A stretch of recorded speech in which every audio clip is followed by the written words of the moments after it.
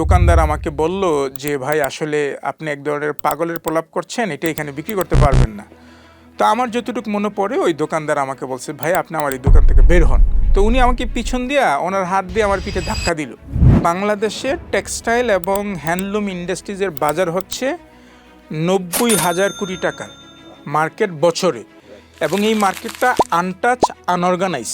এখন কিভাবে স্কেল করছেন মানে সারা বাংলাদেশে? আমরা এই দুইটা পক্ষকে এখন ডিরেক্টলি মেন্টরশিপ দিতেছি, ট্রেনিং ফেসিলিটিস দিতেছি, তাদেরকে আমরা ফাইন্যান্সিয়াল লিটারেচারের গাইডলাইন দিতেছি, ডিজিটাল মার্কেটিংয়ের উপরে তাদেরকে আমরা গাইডলাইন দিচ্ছি।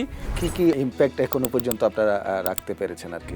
আমরা ডিরেক্টলি 5,000 তাঁতিকে আমরা হেল্প করতেছি, 500 ফিমেল এন্টারপ্রেনিউরকে হেল্প করছি। ওদের যে প্রান্তিক পর্যায়ে যে তাঁতি আছে ওদেরকে আমরা এখন প্রশিক্ষণ দিচ্ছি। 2023 সালে আইসিটি অ্যাওয়ার্ড থেকে সেখানে প্রায় 6,000 স্টার্ট আপ ছিল, আমরা জয়েন্টলি চ্যাম্পিয়ন হয়েছিলাম এবং ওই সময় সরকার আমাদেরকে 50 লাখ টাকা গ্র্যান্টও দিয়েছিল।